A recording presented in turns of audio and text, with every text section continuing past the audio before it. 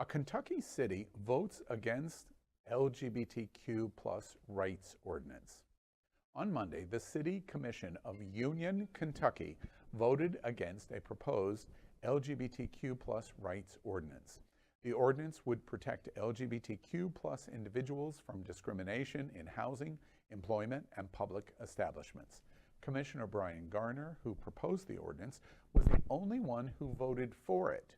Mayor Larry Solomon and Commissioners Eric Dulaney and Jeremy Ramage voted against it.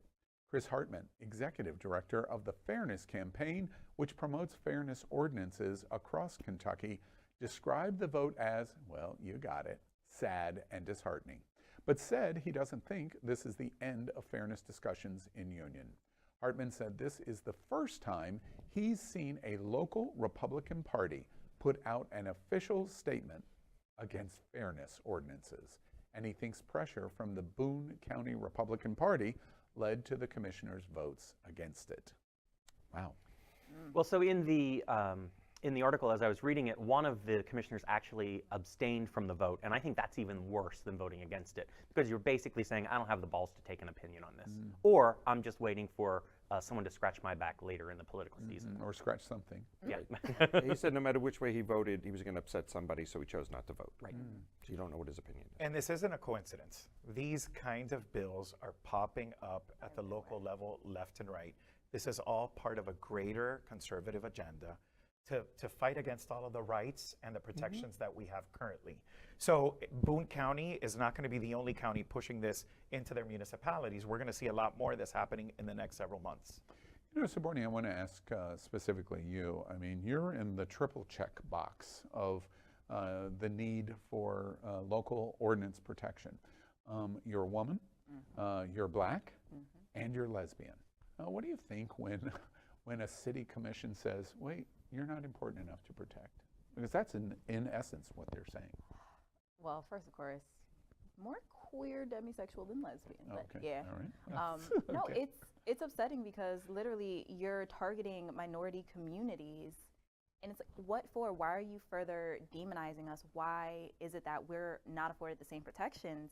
I mean, I see things having to do with abortion rights and with LGBT rights and voters' rights that are affecting the minority communities. And I'm sitting here like, why are you attacking me? Why are you attacking my people in all of these places where there's an intersection of my identity? Last night, I heard about this and I was like, you know what? Let me look at the countries where I can just escape, because it is that much pressure sometimes when you really think about it. Like, I can't go to another state and it's a little easier.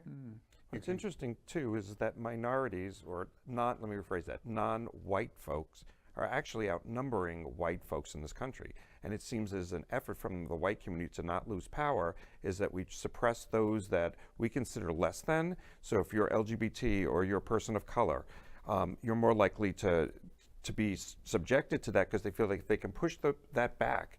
They can stay in control. And that's what we saw with Trump. Absolutely, and it's more than a white thing, it's a conservative thing. Yes, you're and right. It's about creating an enemy, creating someone to fear, someone that has to be the scapegoat for everything that's happening politically. So it's really not even personal. They're not thinking about people.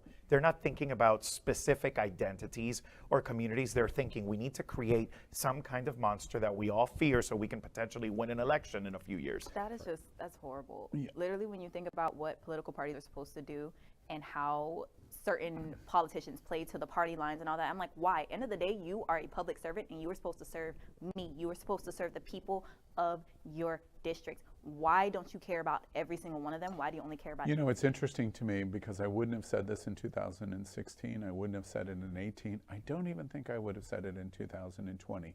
The answer to your question is so shocking to me that I'm getting ready to say this is the exact same conversation that was taking place in 1937 and 38 in Germany.